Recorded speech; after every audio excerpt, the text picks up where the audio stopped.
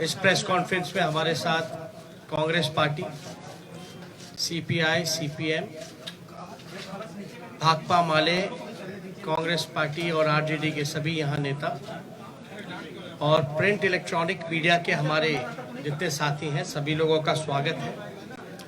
सबसे पहले मैं बड़ा विनम्रता से हाथ जोड़ करके, नतमस्तक हो करके बिहार की जनता को धन्यवाद देना चाहूँगा। और आप सब लोग जानते हैं कि चुनाव का फैसला आया है, जनता ने अपना फैसला सुनाया है और चुनाव आयोग ने अपना नतीजा सुनाया है। जनता का फैसला महागठबंधन के पक्ष में है, चुनाव आयोग का नतीजा एनडीए के पक्ष में है। आप सब लोग ये समझ सकते हैं कि जनता का जो जनादेश है और जो नतीजा इलेक्शन कमीशन का है, नतीजे और फैसले का बड़ा अंतर है। फैसला हमारे पक्ष में और नतीजा उनके पक्ष में।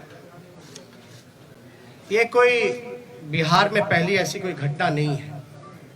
2015 में महागठबंधन जब बना था तो वोट जो है, जनादेश जो है, वो महागठबंधन के पक्ष में था, लेकिन चोर दरवाजे से बीजेपी सरकार में आई, जो कि बीजेपी के जनता का जो आदेश था कि बीजेपी को विपक्ष में रहना। लेकिन बिहार के मुख्यमंत्री लालच में, लोभ में या डर के कारण, या आप कह सकते हैं बीजेपी ने हाईजैक कर लिया। बीजेपी की सरकार रही, कहा जाता है डबल इंजन की सरकार, लेकिन पूरे चुनाव में हम लोगों ने जो सही मुद्दा था, जो जनता का मुद्दा था, चाहे सरकारी नौकरी रोजगार के सवाल पे, गरीबी, भूखमरी, पलायन, मजदूर, किसान, शिक्षा, चिकित्सा, या आप कह सकते हैं नियोजित शिक्षकों की जो समान काम समान वेतन या स्वयं सहायता समूह के मानदेय की बात रही हो, नौकरी की बात रही हो, उसको लेकर के हम लोग बड़े सकारात्मक रूप से हम लोगों ने मुद्दा बनाया। और मुझे खुशी है कि जनता ने हम लोगों का साथ दिया और उस मुद्दे पे चर्चा हुई। और मैं अभी भी कहना चाहता हूं कि देश का, बिहार का ही नहीं बल्कि देश का युवा, मजदूर, किसान, स्वयं सहायता समूह, जीविका दीदी हो, आंगनबाड़ी हो, आशा वर्कर हो, विकास मित्र हो, नियोजित शिक्षक हो, जो हमारे श्रमवीर रहे हो, आज सब लोगों में आक्रोश है। आक्रोश इस बात का, धन बल छल, धन बल छल। एक तरफ देश के प्रधानमंत्री, बहुत ही शक्तिशाली प्रधानमंत्री, और एक बिहार के मुख्यमंत्री, तमाम पूंजीपति एक तरफ रहे, जोड़ भाग गुना सब कुछ करने के बावजूद भी इस 31 साल के नौजवान को रोकने में नाकाम रहे। तब जाकर के जो बीजेपी का जो प्रकोष्ठ है, आप प्रकोष्ठ भली भांति समझ सकते हैं कि बीजेपी का प्रकोष्ठ कौन है। बीजेपी के प्रकोष्ठ ने जोड़ भाग गुना सब कुछ किया, फिर भी राष्ट्रीय जनता दल को सिंगल लार्जेस्ट पार्टी होने से रोक नहीं पाई। और महागठबंधन के सभी साथियों ने एकजुट होकर के हम लोगों ने मुद्दे की चुनाव पर हम लोग चुनाव लड़ने का काम किया। और आप जानते हैं कि ये मुद्दा, कुछ लोगों ने असमर्थता जताई कि नौकरी नहीं दी जा सकती, जो कि डबल इंजन का चेहरा है। जो लोग बड़े बड़े दावे करते थे कि चेहरे का कमाल है कि राष्ट्रीय जनता दल को हमने कहां से कहां पहुंचा दिया, आज देखिए उनका चेहरा तीसरी नंबर पे चले गया। तीसरी नंबर पर नीतीश कुमार जी, साफ तौर पे ये समझ लें, भाजपा के लोग साफ तौर पे ये समझ लें, ये जो जनादेश है ये बदलाव का जनादेश है। अगर थोड़ी सी भी अंतरात्मा नैतिकता नीतीश कुमार जी में बची होगी तो ये जो कुर्सी पर बैठने का जो शौक है, जोर तोड़ भाग गुना करके जो बैठने का शौक है, कहीं ना कहीं से उनको जनता के इस फैसले का सम्मान करते हुए कुर्सी से हट जाना चाहिए। और कुछ लोग भले ही कुर्सी पर बैठे, लेकिन महागठबंधन और हम लोग जनता के दिलों में बैठे हुए हैं। जनता, बिहार की जनता हम लोगों के साथ है। और बड़ा आश्चर्य की बात है, अभी तो हम लोग धन्यवाद यात्रा भी निकालेंगे, क्योंकि हमारा स्पष्ट मानना है कि हम जीते हैं, हम हारे नहीं हैं, हम जीते हैं। पहली बार देश के किसी विपक्ष ने एक एजेंडा सेट किया और ये जो नतीजा आया है ये हमारे पक्ष में फैसला है और नतीजा जो उनके पक्ष में। लेकिन क्या ये सवाल खड़ा होता है कि देश के खासतौर पे बेरोजगारी, जहां बिहार में 46.6% है, जहां मुख्यमंत्री असमर्थता जताते हैं कि नौकरी नहीं दे सकते, तो क्या बिहार का जनता रोजगार नहीं चाहता? बिहार का जनता सरकारी नौकरी नहीं चाहता? ये सवाल खड़ा करता है।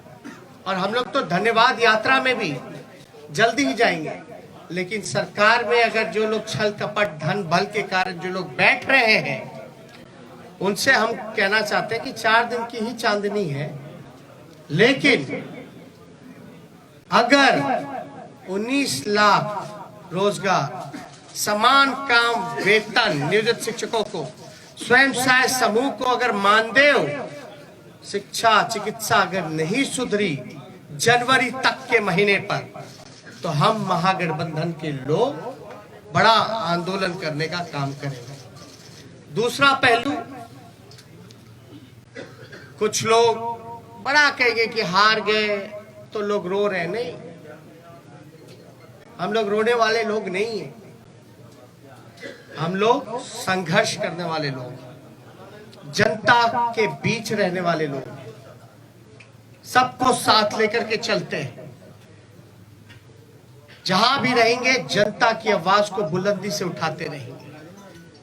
लेकिन आप सब लोग देखिएगा कि आखिर कहां जोर तोड़ भाग गुना हुआ।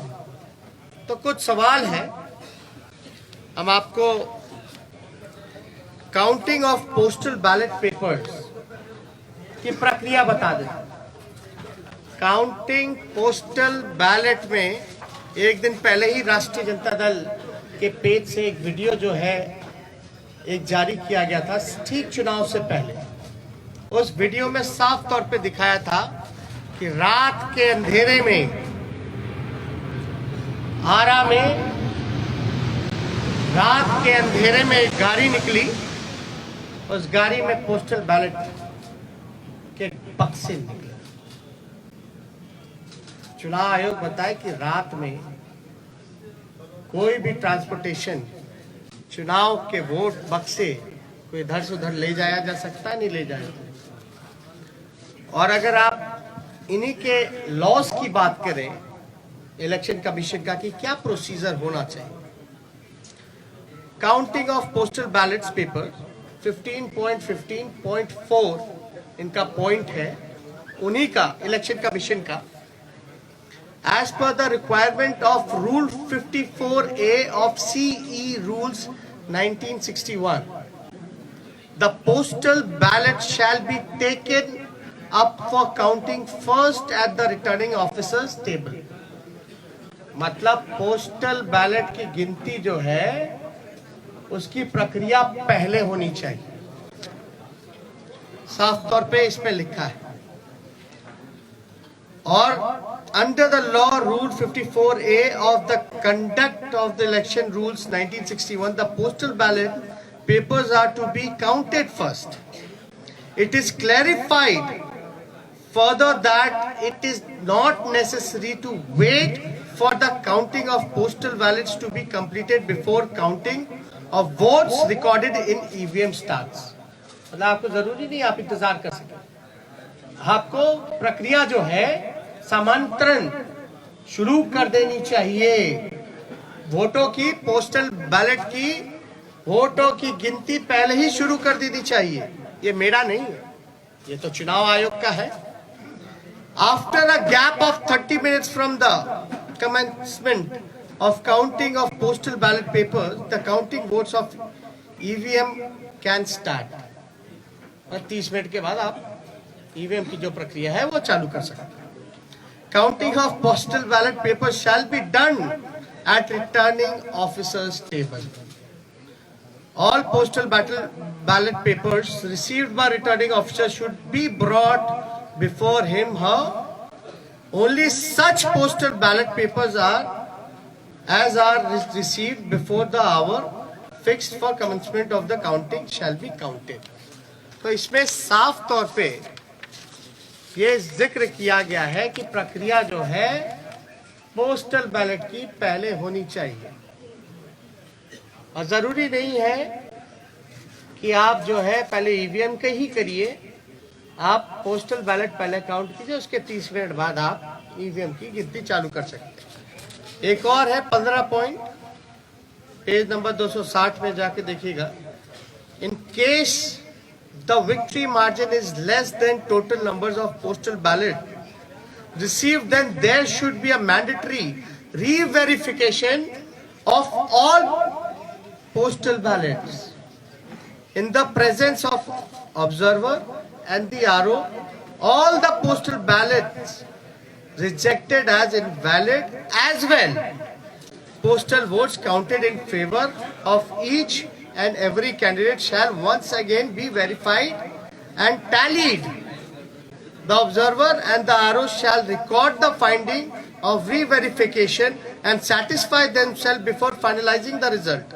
The entire proceeding should be videographed without compromising the secrecy of ballot, and the video cassettes CD should be sealed in a separate envelope for future reference. इसमें साफ तौर पे है कि आप चाहे पोस्टल जो इनवैलिड हो या वैलिड हो, आपको ऑब्जर्वर और इन सब के सामने जो है वीडियोग्राफी करा करके इसका सीडी भी जितना वीडियोग्राफ्ट है, कैसेट्स है, इन सब को सील करके रखा जाए। और ये सील का जो ड्यूरेशन होता है ये बड़ा इंटरेस्टिंग है। चुनाव नतीजे के 40 दिन तक इलेक्शन कमीशन को ये अनुमति है कि वो पोस्टल बैलेट्स को जो है सील रख सकते हैं। आप शिकायत जो होगा आपको सेटिस्फाई करना है। You have to satisfy all the candidates whether if they have doubts, because ये इलेक्शन कमीशन की ड्यूटी है। अब एक और इंटरेस्टिंग डेटा आप लोगों को हम बताना चाहेंगे। एनडीए को जो कुल वोट मिला 1,57,728। मैं दोहरा दूं, एनडीए का जो कुल वोट है 1,57,728, जिसका प्रतिशत निकल के आता है ऑल ओवर चुनाव का 37.3। 37.3। महागठबंधन को वोट जो मिले 1,56,88,458। 1,58,88,458 जो कुल प्रतिशत महागठबंधन का निकल के आता है वो 37.2। हमें मिले 37.2 और एनडीए को मिले 37.3। यानी 1 का अंतर है। .1 का अंतर है, जो कि अगर वोट में अगर कन्वर्ट करें तो ये 12,270 वोट का अंतर, यानी एनडीए और महागठबंधन का कुल वोटों का अंतर 12,270 का है। अब 12,000 में वो उनको 15 सीट लीडिंग पे है, आगे है। ये आश्चर्य की बात है कि 12,000 में वो 15 सीटें जीत गए। और याद कीजिएगा, अद्भुत आंकड़ा हम आपको और भी देंगे कि पोस्टल बैलेट्स वोट कौन देता है? जो सर्विस में है, ज्यादातर शिक्षक लोग हैं जो कि एजुकेटेड हैं, वो लोग हैं जो जागरूक लोग हैं, जो जानते हैं कि वो पोस्टल से भी मतदान कर सकते हैं। और कई लोग ऐसे होंगे जो कई बार पोस्टल से मतदान किया गया होगा, एनवलप में करते हैं, बैलेट पे करते हैं। यानी जो जागरूक व्यक्ति है वही ये काम कर सकता है। आप एक पोस्टल को आप रिजेक्ट कर देते हैं, एक रिजेक्ट समझ में आता है, 10 रिजेक्ट समझ में आता है, 50 रिजेक्ट समझ में आता है। आप 900 पोस्टल वोट रद्द कर रहे हैं, 700 पोस्टल वोट रद्द कर रहे हैं, 500 पोस्टल वोट रद्द कर रहे हैं। और रद्द हो रही है तो ये चुनाव के उम्मीदवार का जिम्मेवारी तो नहीं है। रद्द किस वजह से किया गया और इतनी बड़ी संख्या में रद्द क्यों हुआ? जब हमारे कैंडिडेट्स ने जब मांगा रिटर्न में आरओ से कि लिखित में दीजिए कि आपने रद्द क्यों किया, आरओ की जिम्मेदारी है कि वो कैंडिडेट्स को सेटिस्फाई करे, जो कि हमने आपको गाइडलाइन में बताया। और किससे पूछ करके इलेक्शन कमीशन ने गिनती जो है लास्ट में पोस्टल का किया और रद्द करने का काम किया? पहले क्यों नहीं काउंटिंग कराई गई? किसके दबाव में? अगर जहां भी पोस्टल अगर बाद में काउंट हुए हैं तो हमारी मांग है, क्योंकि 40 दिन तक सील्ड रहता है, रिकॉर्डेड होने चाहिए, वीडियोग्राफी लाइए, वैलिड इनवैलिड बैलेट पेपर्स को सामने रखिए और रिकाउंटिंग कराया जाए। ये हमारे महागठबंधन लोगों की मांग है, उस पर रिकाउंटिंग कराया जाए। हमारी जो हार हुई 17 वोट से, 12 वोट से, 50 वोट से, 70 वोट से, 100 वोट से, 150 वोट से लगभग 20 सीटों को हराया गया। ये कौन जवाब देगा? ये लोग बोलते रहे रोए रोए, लेकिन मेरा सवाल जायज है। चुनौती देता हूं बिहार के मुख्यमंत्री को, जो चोर दरवाजे से सत्ता हथियाना चाहते हैं, सत्ताधारियों को, कि पोस्टिंग पोल, एक सवाल का जवाब दे कि पोस्टिंग जो हुआ है बैलेट का पोल जो हुआ है वो पहले होना चाहिए या बाद में होना चाहिए? वही लोग बताएं। मेरा सवाल, अब बाद में हुआ तो किसकी गलती है? बस इतना सा मामूली सा सिंपल आंसर हम जानना चाहते हैं कि आप जो गाइडलाइंस है चुनाव आयोग का, साफ तौर पे इस पे लिखा हुआ है, इस पे साफ तौर पे लिखा है 15.15.4 counting of postal ballot papers, इस पे साफ तौर पे लिखा है। बताएं अगर काउंटिंग कराने में क्यों नहीं करा रहे भाई? हम लोगों के कैंडिडेट डिमांड करते रह गए, लेकिन हमारी बात को सुना नहीं गया, हमारे उम्मीदवारों को सुना नहीं गया। लास्ट में कई जगह तो ऐसा हुआ, राघोपुर का ही हम बता दें, राघोपुर का हम अपना बता दें, 3 बजे तक प्रक्रिया पूरी कर ली गई, रात के 11 बजे सर्टिफिकेट मिल रहा, 11 बजे। मेरा तो 37,000 का डिफरेंस था, लेकिन जहां कम मार्जिन, जहां हम जीत रहे थे, वहां पोस्टल बैलेट 900 संख्या में तो आप कराते क्यों भैया? जब रद्द ही करना है तो पोस्टल पे काउंट ही मत कर, वोट ही मत कराइए। अगर पोस्टल का अगर कोई वैल्यू नहीं है, रद्द ही करना है, तो आप वोट क्यों कराते हैं? काउंटिंग प्रक्रिया में क्यों जोड़ते हैं? या तो रिकाउंटिंग कराइए, आपके पास तो पूरा दस्तावेज, सब दूध का दूध, पानी का पानी हो जाएगा, पता चल जाएगा कौन किसके दबाव में काम कर रहा है, किसके इशारे पे काम कर रहा है। तो ये कई जगह तो सर्टिफिकेट दे करके छीनने का प्रयास किया गया। अब आप बताइए, हम सबूत कहां से लाए? ना मोबाइल ले जाने दिया जाता है, मोबाइल ले जाने दिया जाता तो सब पता चल जाता है, ना किसी को प्रवेश किया करने दिया जाता है। हमको तो छोड़ दिए, मीडिया के लोगों को भी प्रवेश नहीं करने दिया जाता है, और लोग कह रहे हैं कि सबूत ला। कहां से लाए सबूत?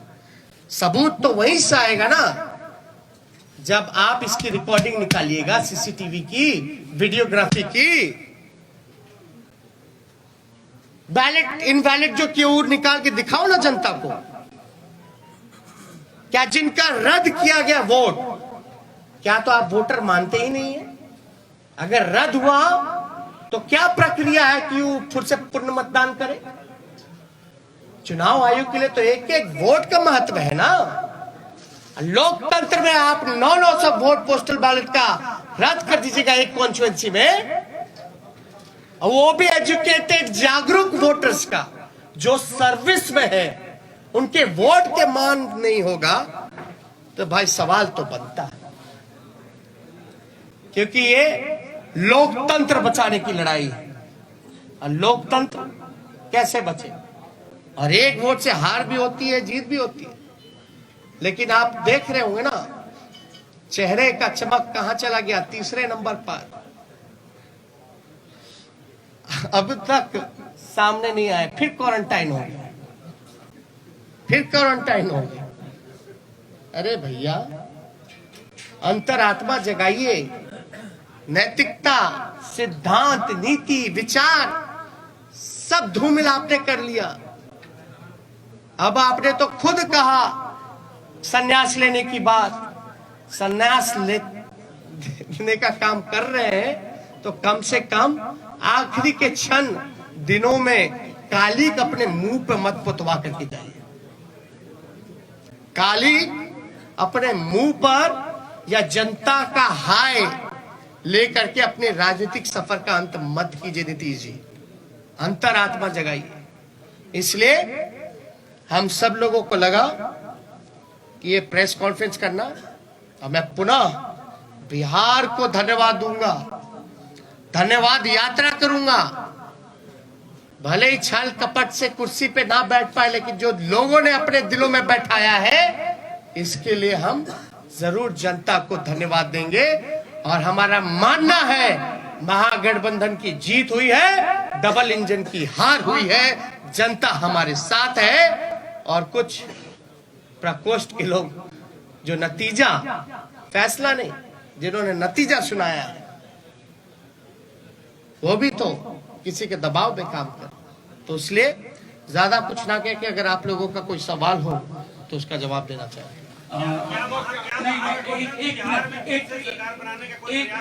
एक मिनट, सवाल बहुत संगठित तरीके से पूछेगा, एक पर एक। हाँ, अब आप पूछिए। क्या महागठबंधन बिहार में फिर से सरकार बनाने की कोई कोशिश करेगी?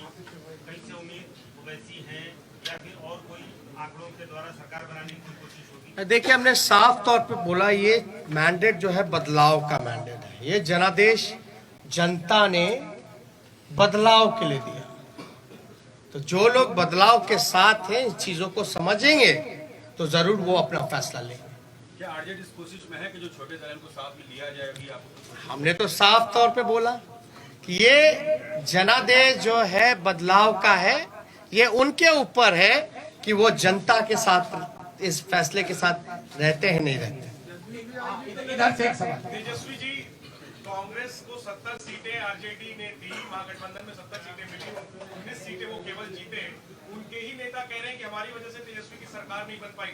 आपका क्या रिएक्शन है इस पर? क्या आपको मलाल है कि आपने कांग्रेस को 70 सीटें दे दी? पहली बात, महागठबंधन हम लोग मजबूती के साथ चुनाव लड़े, हम लोग दूसरे के साथ मजबूती के साथ खड़े हैं।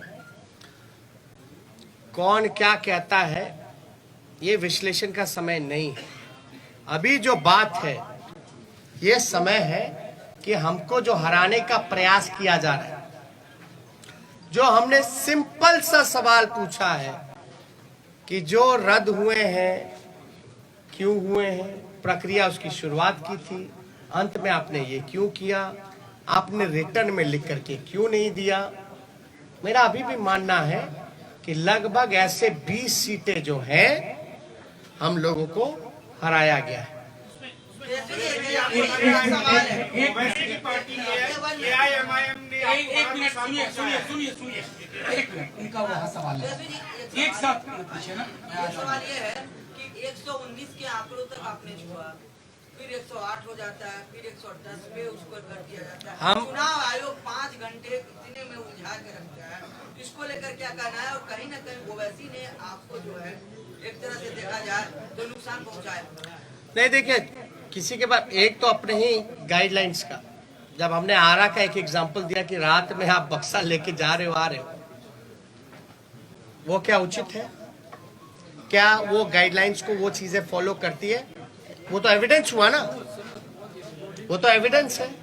वीडियो में आपका आईडी कार्ड भी दिख जाएगा, बैलेट पे बक्से जो रखे हुए हैं स्टील के उसमें नंबर भी दिया जाएगा, गाड़ी का नंबर भी मिल जाएगा।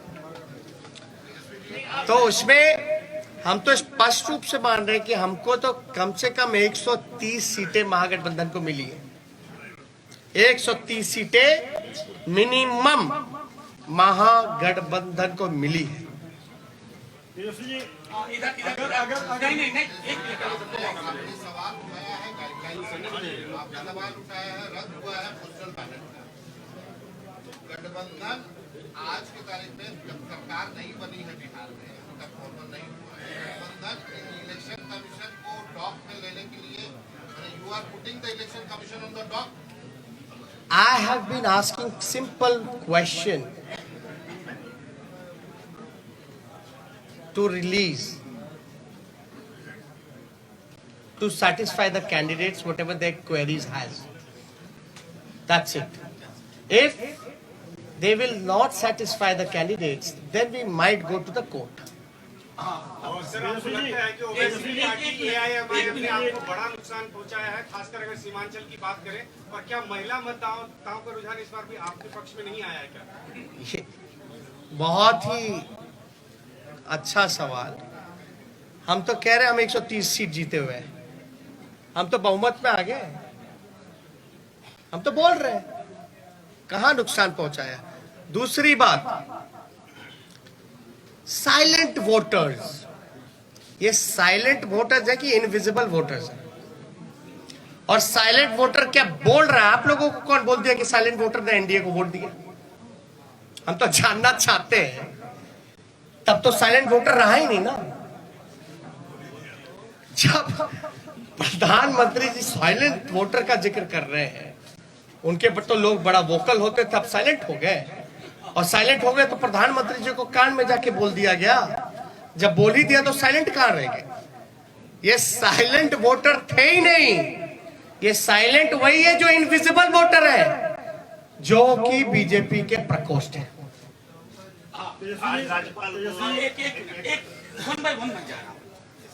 तेजस्वी जी, नीतीश कुमार कहते हैं कि महिलाएं आज भी उनके साथ हैं, महिलाओं का साथ रहा इसलिए उन्होंने सत्ता वापसी फिर से करना है। दूसरी बात, आप कह रहे हैं कि हमारे साथ अन्याय हुआ है, तो क्या न्याय पाने के लिए कोर्ट का दरवाजा खटखटाएंगे, सुप्रीम कोर्ट, हाईकोर्ट जाएंगे आप लोग?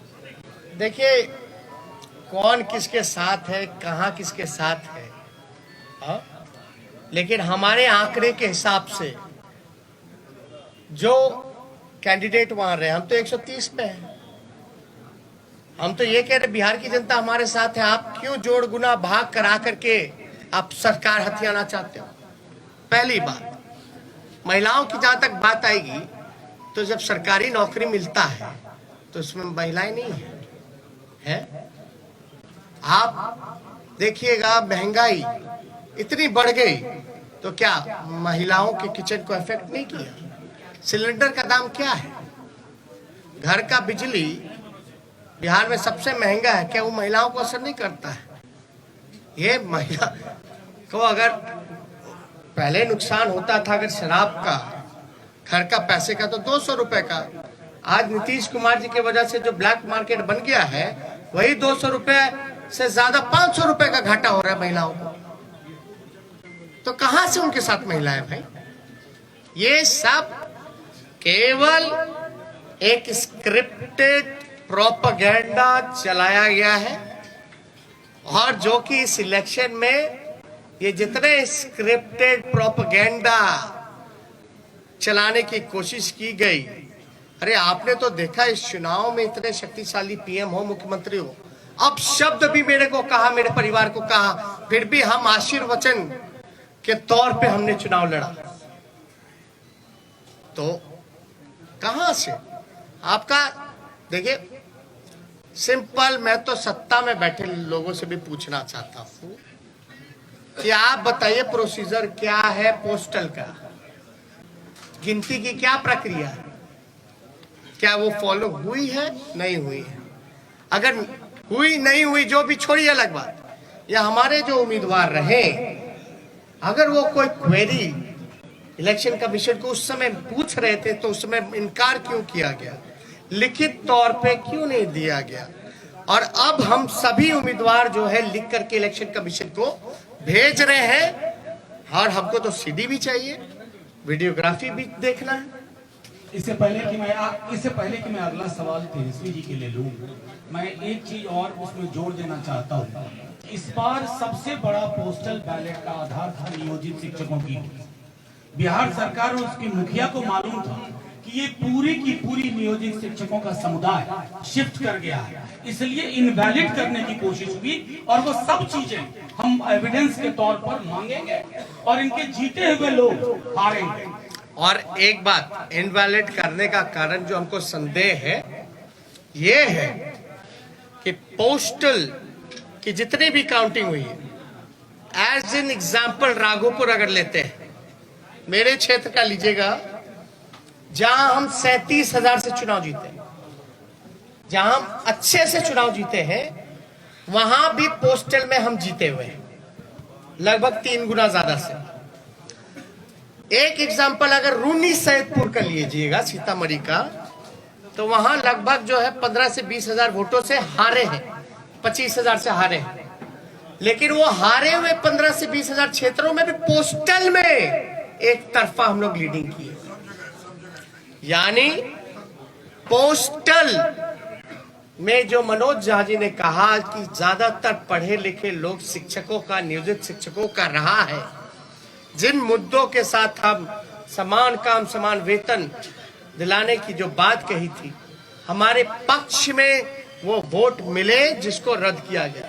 और ध्यान से, आरा वाला भी पोस्टल बैलेट का ही बक्सा था रात का, तो एक जगह का पकड़ाया, लेकिन रात के अंधेरे में क्या क्या खेल हुआ, ये तो आंकड़ा जो है हम लोग डिमांड कर रहे हैं आयोग से। एक आखिरी सवाल। एक मिनट। अरे नहीं ऐसे वो हाथ पहले से राजभवन गए और उनसे जब सवाल किया गया कि विपक्ष जो आरोप लगा रहा है उस पर क्या कहना है उनका, उन्होंने कहा कि हमने विपक्ष को कहा है। अरे भैया भाई सुनिए, समझ गए आप। एक मिनट, गवर्नर चुनाव लड़ रहे थे क्या? नहीं, एक मिनट बात सुनिए।